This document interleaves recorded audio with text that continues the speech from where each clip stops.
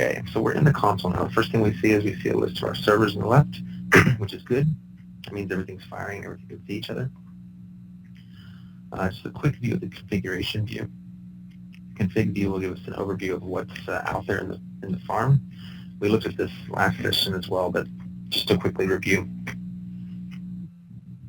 We've got a backup service on 2013A. We've got a backup service on SQL, as indicated here.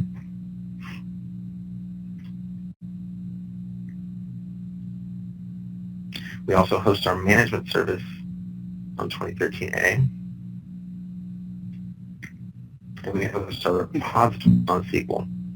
Again, mine's a very simple installation, but these could be distributed out, right? And just for fun, we also show what the SharePoint services are running on that server. But yeah, you can always come check out your overview in terms of architectural component distribution from this configuration tab. And if you need to install a backup service from here, this is where it would happen. We can also deploy the SSR, stop services, restart services, et cetera, et cetera.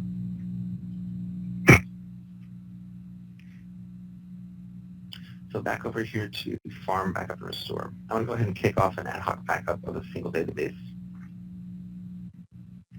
as well as all servers.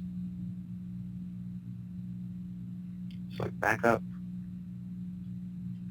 Try to go quick at this point, guys, so we can get some time in for questions at the end.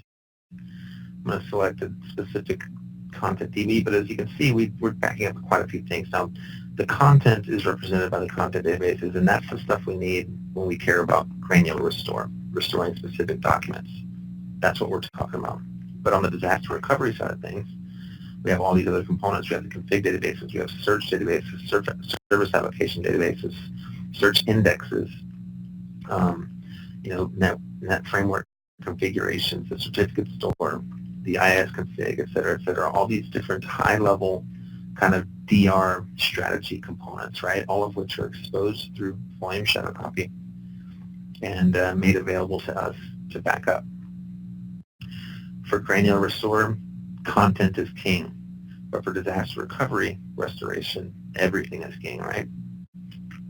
So that's just a quick overview of what we're getting. I'm going to back up this database alone. I'm going to do a full backup. And there's a quick wizard to get us through that. We kind of touched on this last meeting as well. I'm going to give it a name, Academy Test, Content DB Backup for Academy. I'm going to set that I'm going to write this to the primary backup location. Do you want to enable compression?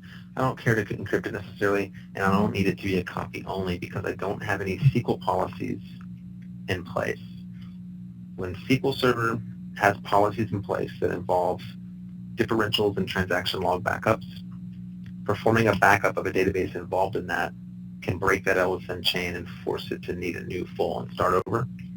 Copy only is a concept introduced by SQL Server to allow you to take a full backup that does not rewrite LSN identifiers and does not interrupt existing differential maintenance policies. I don't have anything in place, so I don't have to worry about that, but that's definitely something to think about. I don't want to include the mount operation in my backup, but we will talk about this in detail next session. And that's it. As you can see, it's going to go here. It's going to back up this stuff, and we're good to go. We'll click backup. In our operation queue, we should see an operation pop up with some progress, and we're going to see success or failure soon. As you can see, we're getting some green here, so things are moving along. Great. We've got a completed backup.